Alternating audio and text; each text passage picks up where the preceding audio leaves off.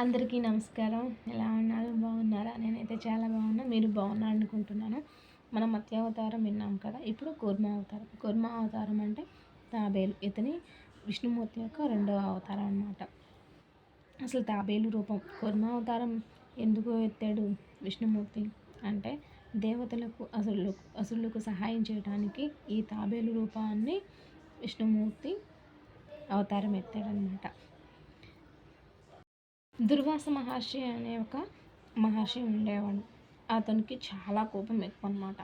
అయితే దుర్వాస మహర్షి ఒకరోజు ఇంద్రుడి దగ్గరికి వెళ్ళి తన దగ్గర ఉన్న పూలమాలను ఇంద్రుడికి ఇచ్చాడనమాట.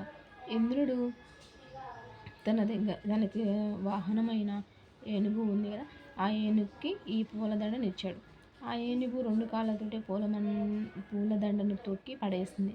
అప్పుడు దుర్వాస మహర్షికి చాలా కోపం వచ్చింది. అసలే అతనికి ఆవేశం ఎక్కువ, కోపం ఎక్కువ. సో ఇంద్రుడిని శపించాడనమాట.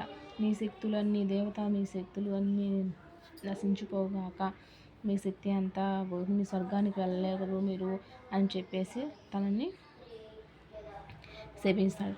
అప్పుడు దేవతలందరూ వెళ్ళి విష్ణువు దగ్గరికి వెళ్ళి ఇలా దుర్వాస మహర్షి మమ్మల్ని కోపించి శపించేసి వెళ్ళిపోయాడు, మా శక్తులన్నీ పోయాయి, నువ్వే మమ్మల్ని కాపాడాలని చెప్పి విష్ణువుని అడిగారనమాట.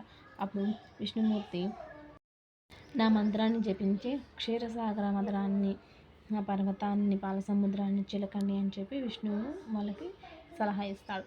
అప్పుడు దేవతలు రాక్షసులు ఇద్దరు వెళ్ళి పాలసముద్రాన్ని చిలకడం స్టార్ట్ చేస్తారనమాట.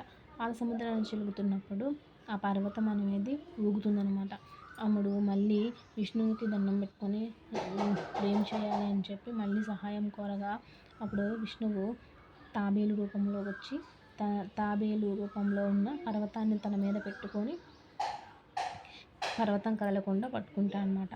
అప్పుడు అటు దేవతలు ఇటు రాక్షసులు ఇద్దరు మళ్ళీ సముద్రాన్ని చిలకడం స్టార్ట్ చేస్తూ ఉంటారు.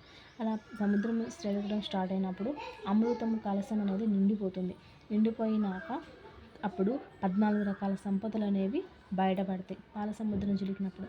అది పాలసముద్రం చిలికినప్పుడు 14 రకాల సంపదలు, కొన్ని అమ్మవారు లక్ష్మీదేవి అని అలా కొన్ని ఉన్నాయి కదా. ఆ 14 సంపదలు తర్వాత వీడియోలో చూద్దాము.